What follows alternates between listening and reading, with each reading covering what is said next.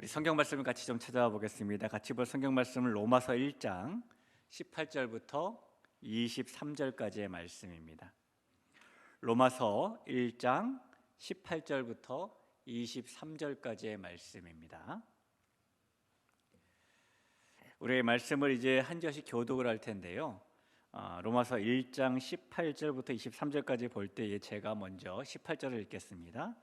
하나님의 진노가 불의로 진리를 막는 사람들의 모든 경건하지 않음과 불의에 대하여 하늘로부터 나타나나니 이는 하나님을 알만한 것이 그들 속에 보임이라. 하나님께서 이를 그들에게 보이셨느니라. 창세로부터 그의 보이지 아니하는 것들 곧 그의 영원하신 능력과 신성이 그가 만드신 만물에 분명히 보여 알려졌나니 그러므로 그들이 핑계하지 못할지니라.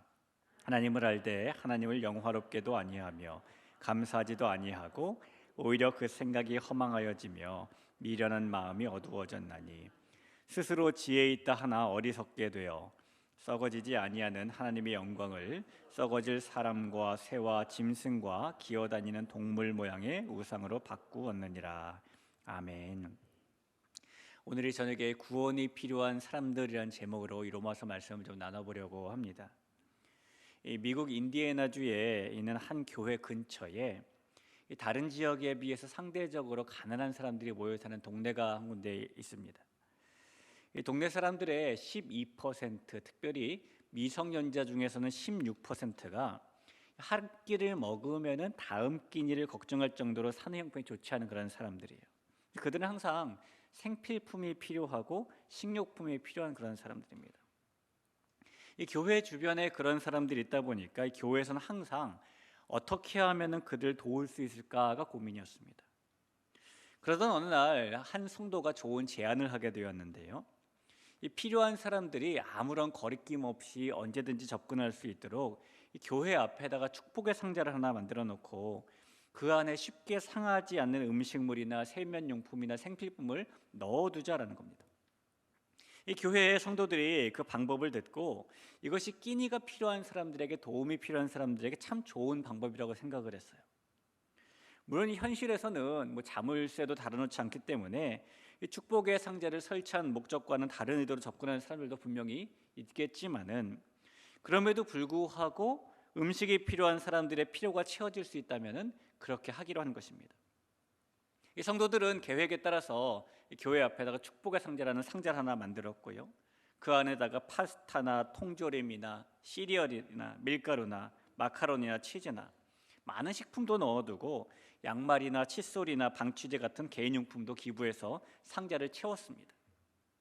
덕분에 이 축복의 상자는 다음 끼니가 필요한 이 동네 사람들에게 큰 도움이 되었어요.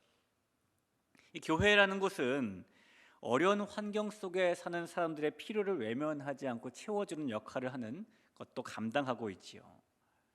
그런 면에서 우리 대길교회 성도들께서 20년 전에 우리 복지재단을 세워서 지역사회의 필요를 돌봐주시고 또 지금까지 매월 이 복지연금을 하시면서 여전히 이웃을 돕고 계시는 것은 참 잘하는 일입니다.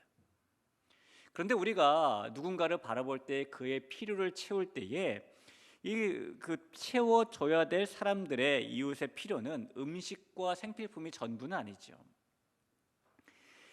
사람은 이 물질적으로도 채워져야 되지만 영적으로도 채워져야 되는 그런 존재이기 때문입니다. 그래서 교회인 우리는 사람들의 물질적인 필요도 외면하지 않아야 되지만 특별히 영적인 채움을 필요로 하는 사람들이 있다면 역시 그들을 외면하지 않고 채워주는 역할을 감당해야 합니다. 오늘 로마서에는 그렇게 영적인 채움을 필요로 하는 사람들, 즉 구원이 필요한 사람들이 등장을 하고 있어요. 여러분, 교회에서 가장 많이 해야 하고 가장 많이 하고 있는 이야기 중에 하나가 예수님 믿고 구원받으세요라는 말일 겁니다. 도대체 우리에게는 구원이라는 게 왜 필요할까요? 왜 우리는 예수님을 믿어야 하는 것일까요? 우리가 학창 시절에는 미래를 향해서 열심히 공부를 해왔고요. 또 직장에 취업을 하고 결혼을 하고 가족들과 살기 위해서 밤낮 열심히 살았죠. 많은 사람들이 다른 사람에게 피해 준 적 거의 없이 성실하게 잘 살고 있습니다. 그럼에도 불구하고 우리는 어딘가에서 건진받는다는 구원이 필요할까요? 우리가 그렇게 다른 사람들에게 큰 피해 주지 않고 살고 있음에도 불구하고 우리가 예수님을 믿어야 할까요? 주변에 보면은 예수님을 믿지 않으면서도 아무런 문제 없이 잘 사는 사람들이 덜어 있습니다. 아무런 문제가 없을 뿐만이 아니라 오히려 예수님 믿는 나보다 더 걱정 근심 없고 더 편안하고 더 무탈하고 더 여유롭게 사는 사람들도 있어요. 사실 예수님을 믿으면 우리에게 제약이라는 것이 따르는 것이 사실이죠. 예전에는 아무런 거리낌 없이 하던 말이나 행동도 예수님을 믿고 나면 왠지 전과 똑같이 하는 말과 행동, 그것이 마음이 편하지 않을 때가 있습니다. 예수님을 믿고 난 후에는 이제는 더 이상 하지 말아야 될 말도 생기고 또 더 새롭게 해야 될 말과 일도 생기는 편입니다. 그렇다 보니까 예수님을 믿기 전보다 예수님을 믿고 난 후가 더 피곤하게 느껴질 수도 있죠. 여러분, 그럼에도 불구하고 우리는 예수님을 믿어야 하는 걸까요? 우리는 구원을 받아야 되는 것입니까? 그럼에도 불구하고 우리가 구원이 필요하며 예수님을 믿어야 되는 이유는 다른 것 때문이 아니라 바로 죄 때문인 것이겠죠. 이 죄라는 것은 쉽게 설명을 하면은 법을 지키지 않는 것이다라고 우리는 이해할 수 있을 것 같습니다. 여러분, 이 세상에 법이라는 것이 존재하지 않는 곳은 없어요. 뭐 큰 나라가 아니라 작은 부족이 모여 산다라고 하더라도 그 안에는 작은 의미로서의 규칙, 큰 의미로서의 법이라는 것이 늘 존재합니다. 그리고 법을 지키지 않으면 그것이 죄가 되어서 그 죄에 상응하는 처벌을 받게 되는 것이죠. 만약에 이 세상에 법이 없다면 어떻게 될까요? 한번 상상해 본 적 있으실까요? 만약에 지금 이제 9시 3분인데요. 지금부터 내일 아침 9시 3분까지 12시간 동안 무슨 짓을 해도 법을 어기는 것이 아니다. 무슨 짓을 해도 죄가 되지 않는다. 죄가 되지 않으니 처벌받지 않는다라고 한다면 여러분 12시간 동안에 무슨 일이 일어날 거라고 생각하십니까? 아마 모르긴 몰라도 걷잡을 수 없는 범죄가 12시간 동안 일어날걸요. 우리가 그런 것을 뉴스를 통해서 많이 봤습니다. 수년 전에 미국에서 한 흑인이 경찰의 과잉 진압으로 사망을 했죠. 그것 때문에 흑인의 생명은 소중하다라고 흑인들이 막 시위가 일어났는데요. 이 시위 장면을 보게 되면은 단순히 시위만 하는 것이 아니라 이것이 폭동과 약탈로 변하게 되는 것을 보게 됩니다. 멀쩡한 가게에 들어가서 아무런 돈도 내지 않고 그 안에 있는 물건들을 다 훔쳐서 나오고 이런 일들을 우리가 뉴스에서 많이 보게 되죠. 이 법이라는 것이 없으면 제어가 되지 않으면 이런 모습을 가지는 것이 사람의 본성인가 봐요. 만약에 세상에 법이 없다면 넘쳐나는 죄를 억제할 수 있는 방법이 없어질 겁니다. 그래서 하나님께서는 법이라는 것을 만들어 놓으신 거예요. 만약 하나님께서 법을 만들어 놓지 않으셨다면 이 세상에는 제어되지 않는 죄가 가득했겠죠. 자, 그런데 하나님께서 법이라는 것을 만들어 놓으셨는데요, 사람들은 그 법을 다 지키고 살지는 않아요. 그래서 하나님께서 만들어 놓으신 그 법을 지키지 않는 것이 죄가 되지요. 하나님은 그 죄를 미워하시는 분이시다라고 성경은 말을 합니다. 하나님은 죄에 대해서 묵인하지 않으시고 그냥 넘어가지 않으시고 그래서 진노를 하시는 거예요. 여기에 있는 저와 여러분도 하나님이 세우신 그 법에서 자유로울 수가 없고 죄에서 자유로울 수가 없죠. 우리 가운데 이 법을 다 지키는 사람이라든가 이 죄에서 자유로운 사람이 누가 있을까요? 아무도 없을 겁니다. 하나님의 수많은 법 가운데에 딱 하나만 한번 예를 들어볼까요? 하나님이 주신 10가지 계명 가운데 첫 번째 계명은 나 외에 다른 신을 너에게 있게 하지 말라라는 계명입니다. 근데 우리가 1계명을 딱 들으면은 나는 적어도 다른 계명은 몰라도 1계명은 잘 지키고 있어라고 생각을 할 때가 있어요. 왜냐하면 우리의 종교는 다른 종교가 아니라 기독교이기 때문이죠. 나는 교회를 나오니까, 나는 다른 신을 믿지 않고 하나님을 믿으니까 라고 생각하기 때문입니다. 내가 뭐 불상 앞에 가서 절을 하는 것도 아니고 성황당에 가서 치성을 드리는 것도 아니고 내가 다른 건 몰라도 1계명만큼은 지키고 있다고 생각을 하는 겁니다. 정말 그럴까요? 정말 우리가 교회만 다니면, 우리의 종교가 기독교면 다른 신을 두지 말라는 1계명을 저절로 잘 지키고 있는 것일까요? 여러분, 우리가 잘 기억해야 될 것은요, 하나님께서 이 1계명을 주신 대상이 누구냐라는 것입니다. 여러분, 1계명은 하나님께서 하나님을 믿지 않는 세상 사람들에게 주신 계명이 아니에요. 하나님을 믿는 백성 이스라엘 자손들에게 주신 계명입니다. 그래 하나님을 믿는 사람들에게 주신 계명, 하나님을 잘 믿는 그런 사람들에게 너희는 나 외에 다른 신을 두지 말라라는 계명을 주셨다는 겁니다. 오늘날 표현으로 바꾸면 믿음을 가지고 있는 사람에게 그 계명을 주신 것이지 믿음을 가지고 있지 않은 사람에게 주신 것은 아니라는 겁니다. 그럼에도 불구하고 우리는 1계명은 교회를 안 다니는 비그리스도인들만 어기고 있다라고 착각을 하는 것이죠. 오히려 교회에 잘 다니는 우리들이 1계명을 지키지 않을 수 있어요. 우리가 1계명을 우상 숭배하지 말라라는 법으로 이해할 수가 있겠죠. 만약에 어떤 남자가 결혼을 하는데요, 이 웨딩드레스를 이쁘게 입은 사랑스러운 신부와 결혼을 하는 것을 기뻐하는 것보다 오히려 결혼식 순서에는 축가를 더 기뻐한다면, 아니면 결혼식 끝나고 먹을 필요해서 음식을 더 기뻐한다면 엄청난 어리석음일 것입니다. 우상 숭배라는 것은 이것과 비슷한 거예요. 사랑의 대상인 하나님을 더 사랑하지 않고 다른 것을 더 사랑하는 것, 그것이 우상 숭배죠.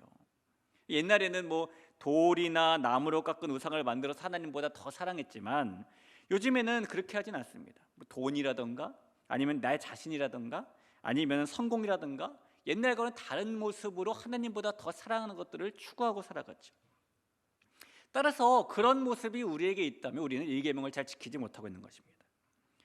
1계명이 불신자들에게만이 아니라 하나님의 백성에게 주신 법이다라는 이 사실은 하나님의 백성도 얼마든지 하나님을 믿으면서 자기 인생에 하나님이 아닌 다른 신을 주인으로 삼고 사는 위험에 빠질 수 있다는 것을 보여주는 거예요. 교회를 다녀도 종교가 기독교여도 내 마음에 다른 주인, 내 생각이라는 다른 주인, 내 고집이라는 다른 주인, 내 욕망이라는 다른 주인, 내 마음에 맞는 다른 주인이 얼마든지 생길 수 있다는 사실을 우리는 간과하지 말아야 되는 것입니다. 수많은 하나님의 법 가운데 딱 하나 1계명만 이렇게 예를 들어 봐도 우리는 이 계명에서 자유롭지 못하고 죄에서 자유롭지 못한 자신을 발견하게 되는 것이죠. 여러분, 죄에서 자유로울 수 없기 때문에 우리는 하나님의 진노 아래 있을 수밖에 없고, 우리에게 죄에 대한 하나님의 진노가 있기 때문에 우리는 구원이 필요한 사람들이고 우리는 예수님을 믿어야 하는 사람들이 되는 것입니다. 구원은 한마디로 우리가 죄에 대한 하나님의 진노에서 해방되는 것이기 때문이죠. 자, 그럼 정말 이 세상에 하나님의 진노 아래 있지 않은 사람은 단 한 사람도 없을까요? 우리가 안 찾아봐서 그렇지 세상에 구석구석 자세히 찾아보면 하나님의 진노를 받지 않을 수 있는 사람이 한 사람은 나오지 않을까요? 우리가 종종 이런 질문을 받기도 하고 이런 질문을 하기도 합니다. 자, 태어나서 한 번도 복음을 들어보지 못한 사람들, 이런 사람들 하나님의 진노를 받나? 아니, 복음을 들어보지 못해서 몰랐던 것뿐인데 하나님은 그런 사람들에게도 죄를 물으시나? 라는 질문을 받거나 하는 것입니다. 쉽게 우리 위인전에 나오는 나라를 구한 위대한 영웅들이 많이 나오는데요, 이 사람들은 옛날에 태어났기 때문에 복음을 들어본 적이 없었을 겁니다. 그럼 못 들어봐서 하나님의 법도 몰랐을 텐데, 예수님의 이름도 몰랐을 텐데, 그래도 그들이 하나님의 진노 아래 있다고 하는 것은 너무 억울하지 않는가, 너무하지 않는가라는 생각을 하시는 거죠.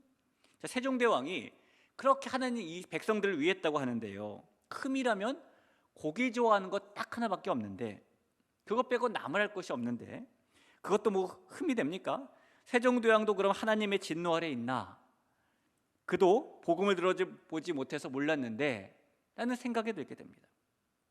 그러나 여러분, 어떤 이유에서든지 복음을 심지어 못 들어봤더라도 죄에서 자유로울 수 없고요, 하나님의 진노 아래 있게 되는 겁니다. 왜 그런지 두 가지 이유가 오늘 본문에 나와요. 오늘 본문에 보면은 모든 사람이 복음을 들은 사람이나 듣지 못한 사람이나 예수를 믿지 않으면 하나님의 진노 아래 있게 되는 첫 번째 이유는 하나님께서 이 세상 모든 사람들 안에 하나님을 알 수 있는 지식을 미리 주셨기 때문입니다. 19절에서 이렇게 말합니다. 이는 왜냐하면 하나님을 알 만한 것이 그들 속에 보임이라 하나님께서 이를 그들에게 보이셨느니라. 여기서 말하는 그들은 예수님을 믿는 사람을 말하는 것이 아니라 이 세상에 있는 모든 일반적인 사람을 말하는 것입니다. 하나님을 알 만한 것이 이 세상에 있는 일반적인 모든 사람 속에 있다라고 말씀하시는 거죠. 그것을 우리는 소위 양심이라고 부르는 거예요. 하나님께서는 모든 사람에게 양심을 주셨죠. 그래서 하나님의 백성이나 하나님의 백성이 아닌 사람들이나 동일하게 양심을 가지고 살아갑니다. 그런데 양심에는 새겨져 있는 것이 있어요. 그것이 뭐냐면요, 사람이 무엇을 해야 하며 무엇을 하지 말아야 되는지에 대한 기본적인 하나님의 법이 그 양심에 새겨져 있습니다. 예를 들어 볼까요? 사도행전 23장 1절을 보죠. 바울이 공회를 주목하여 이르되 여러분 형제들아 오늘까지 나는 범사에 양심을 따라 하나님을 섬겼노라라고 말하죠. 그가 지금 말씀을 따라 복음을 따라 관례를 따라 섬겼다라고 말하지 않고 양심을 따라 하나님을 섬겼다라고 말하는 것은 그 양심에 담겨져 있는 하나님의 법을 따라 하나님을 섬겼다라는 의미입니다. 자, 이번에 사도행전 24장 6절 16절을 볼까요? 이것으로 말미암아 나도 하나님과 사람에 대하여 항상 양심의 거리낌이 없기를 힘쓰나이다. 자, 양심의 거리낌이 없기를 힘쓰나이다라는 말은 내 양심에 담겨져 있는 하나님의 법에 거리낌이 없기를 힘쓴다라는 그런 의미인 거죠. 이번에는 히브리서 13장 18절을 보겠습니다. 우리를 위하여 기도하라. 우리가 모든 일에 선하게 행하려 함으로 우리에게 선한 양심이 있는 줄로 확신하노니라고 말합니다. 선한 양심이 있는 줄로 확신한다. 하나님의 법이 내 양심에 담겨 있는 줄을 확신한다라는 말입니다. 자, 이런 일련의 성경 구절들은 사람에게 있는 양심에게는 그냥 도덕적인 마음만 심겨져 있는 것이 아니라 하나님이 주신 법, 기본적인 법이 담겨져 있다는 것을 우리에게 알려주고 있어요. 양심은 하나님의 법이 담겨 있는 것입니다. 그래서 어린아이들을 보면은요, 부모 몰래 뭐 잘못하면 티가 나게 돼 있죠. 왜 티가 나냐면은 본인도 그것이 잘못이라는 것을 알고 티를 내기 때문입니다. 부모가 무슨 초능력이 있어서 알게 되는 건 아니에요. 그 아이가 스스로 티를 내는 거죠. 왜 그 아이가 가르쳐주지 않았는데도 그게 잘못이라는 것을 알고 티를 내죠? 그의 양심에 하나님의 법이 이미 심겨져 있기 때문입니다. 자, 따라서 양심을 어기는 것은 곧 하나님의 말씀을 어기는 것이고 하나님의 법을 어기는 것이에요. 자, 로마서 2장 14절 15절을 보죠. 율법 없는 이방인이 본성으로 율법의 일을 행할 때에는 이 사람은 율법이 없어도 자기가 자기에게 율법이 되나니. 자, 14절이 무슨 말씀이냐면, 자, 유대인들이 아니라 하나님이 주신 율법이라는 법을 안 가지고 있는 이방인들도 무슨 일을 할 때에 그 율법을 받진 않았지만은 그 법이 자기에게 법이 된다. 그 율법이 자기에게 법이 된다. 받지 않았음에도 그것을 적용을 받는다라는 그런 이야기예요. 왜냐하면은 15절에 이렇게 써 있습니다. 이런 이들은 그 양심이 증거가 되어 그 생각들이 서로 혹은 고발하며 혹은 변명하며 그 마음에 새긴 율법의 행위를 나타내는 이라라고 말하죠.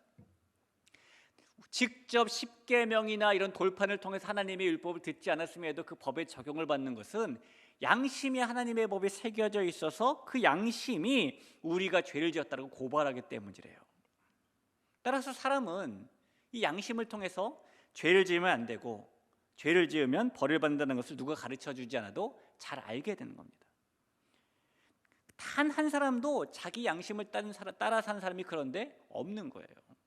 내가 얼마나 양심적인데 내 양심에 손을 얹고 맹세해 라고 말은 하지만 정말 양심이 하늘을 우러러봐서 한 점 부끄러움이 없을까요? 아닐 겁니다. 그 양심에 새겨져 있는 하나님의 법을 따라 사는 사람이 한 명도 없기 때문에 이 세상의 모든 사람들은 하나님의 법을 지키지 않은 것이고, 그래서 죄가 있는 거예요. 그렇기 때문에 태어나서 단 한 번도 예수님의 이름을 들어보지 못했다, 복음이라는 걸 들어보지 못했다라고 말하는 사람조차도 죄와는 무관할 수가 없는 것이죠. 또 죄와는 무관할 수 없기 때문에 그도 하나님의 진노 아래 있게 되는 것입니다. 이것이 첫 번째 이유예요. 자, 두 번째 이유, 복음을 들어보지 못한 사람도 진노 아래 있게 되는, 그것이 죄가 되는 두 번째 이유는 하나님께서는 양심을 통해서만 하나님의 법을 알려주시는 것이 아니라 자연을 통해서도 하나님을 알려주시기 때문입니다. 오늘 20절에 써있죠. 창세로부터 그의 보이지 아니하는 것들 곧 그의 영원하신 능력과 신성이 그가 만드신 만물에 분명히 보여 알려졌나니 그러므로 그들이 핑계하지 못할지니라. 이 세상에 있는 하나님이 창조하신 피조물들은, 자연들은 그저 우리 눈에 보기 좋으라고 이쁘게 만들어진 것이 아닙니다. 이제 봄이 되면 꽃이 피고 또 때가 되면 꽃이 지고 또 잎이 나오고 그 잎이 다 떨어지고는 앙상하게 가지가 되어 있다가도 다음 봄이 되면은 또 꽃이 피고, 자동적으로 우리에게 복이 좋으라 그런 것이 아니라는 거예요. 이 자연 만물도 나름대로 사명이 있어요. 그들이 가지고 있는 사명은 하나님의 영원한 능력과 신성을 사람들에게 보여주는 역할을 하는 것입니다. 시편 19편 1절 2절을 보죠. 하늘이 하나님의 영광을 선포하고 궁창이 그의 손으로 하신 일을 나타내는도다. 날은 날에게 말하고 밤은 밤에게 지식을 전하니라고 말하죠. 낮은 눈부신 태양과 푸른 하늘과 구름, 그리고 모든 보이는 것들의 형상과 색채를 잘 전달하면서 그 메시지를 듣는 모든 사람들에게 하나님의 말을 쏟아내고 있는 것이고요. 밤은 이 장엄한 어둠과 달과 셀 수 없는 별들이 그 메시지를 듣는 모든 사람들에게 하나님의 지식을 전달하고 있는 거예요. 여러분, 이제 좀 지나서 봄이 되면은 우리나라 전국에서 각종 꽃 축제가 열리잖아요.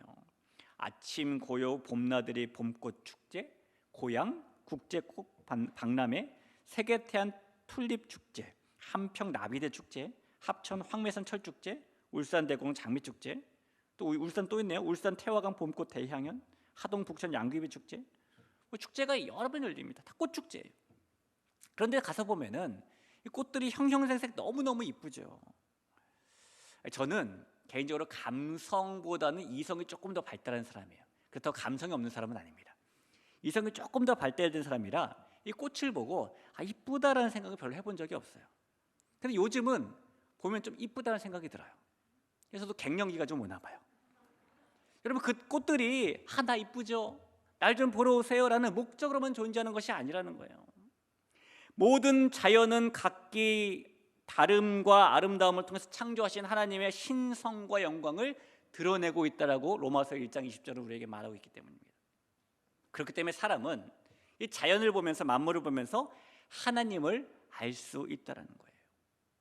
따라서 자연을 통해서 하나님을 알 수 있게 하셨는데, 하나님을 알아보려고도 안 하는 것이 죄이고, 그래서 모든 사람은 복음을 들어보지 못했을지라도 하나님의 진노 아래 있게 되는 것입니다. 우리는 특히 잘 몰라서 그랬다라는 것에 좀 관대한 편이죠. 몰라서 그랬어요, 한 번만 봐주세요.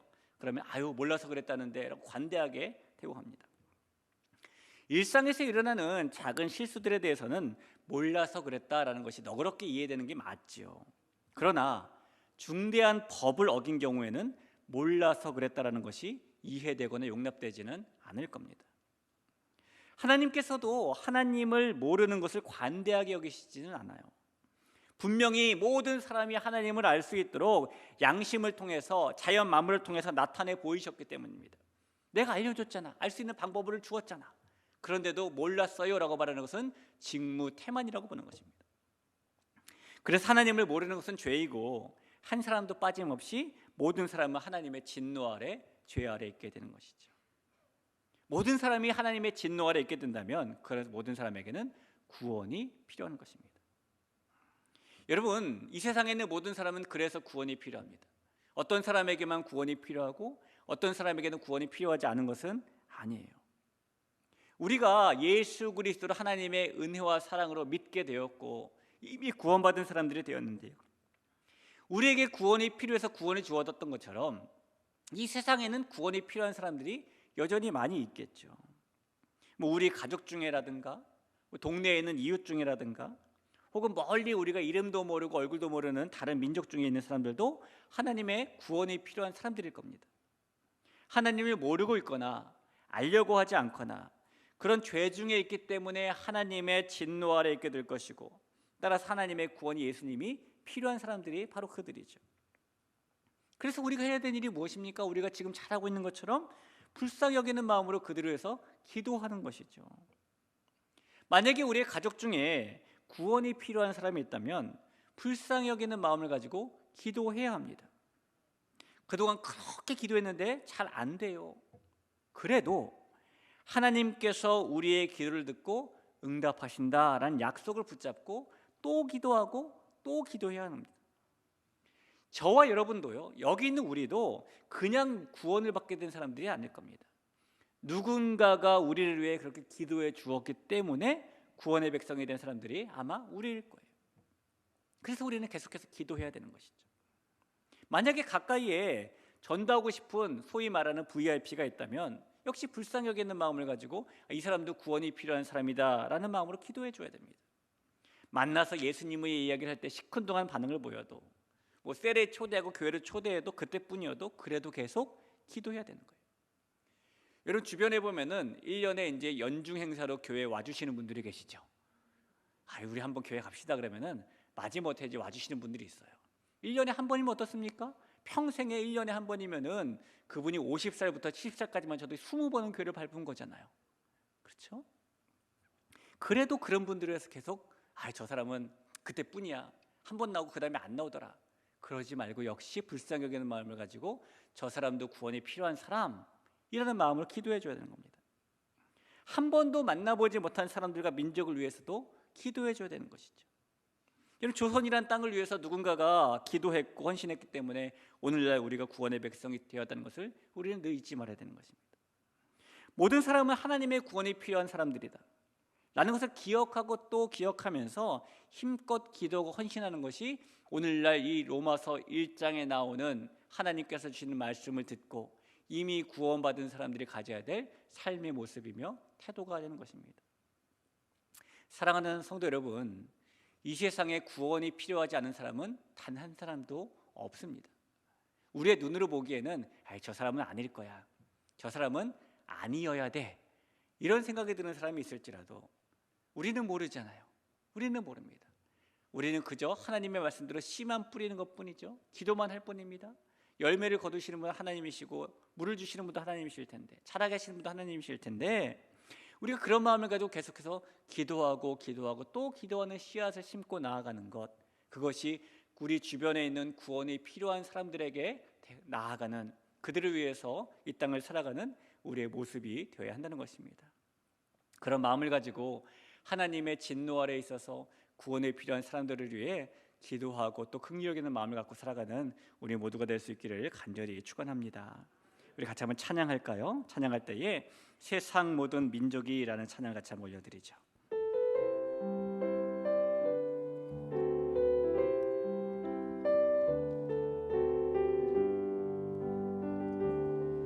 세상 모든 민족이 구원을 얻기까지 쉬지 않으시는 하나님,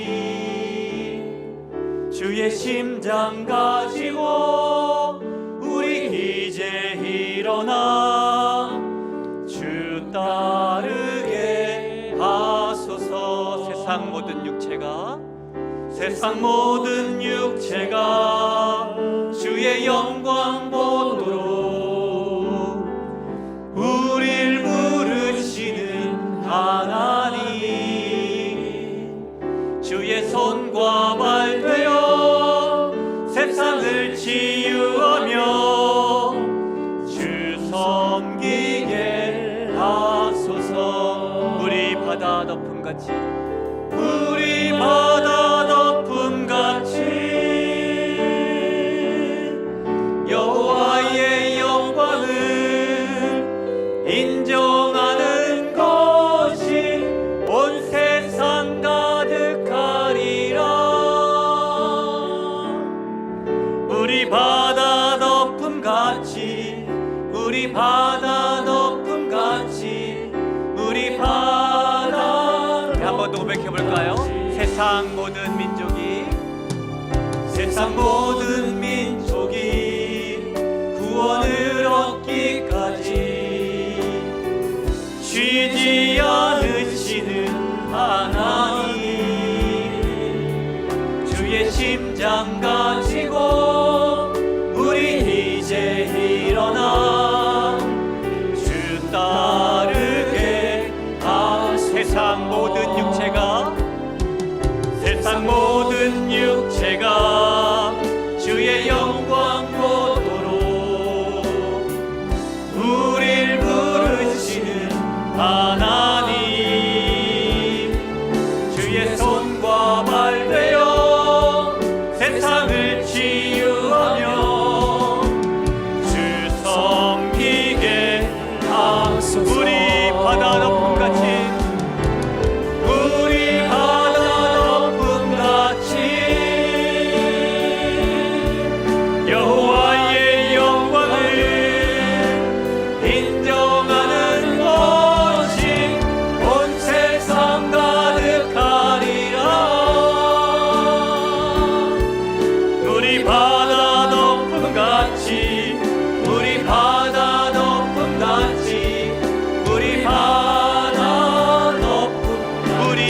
바다 덮음같이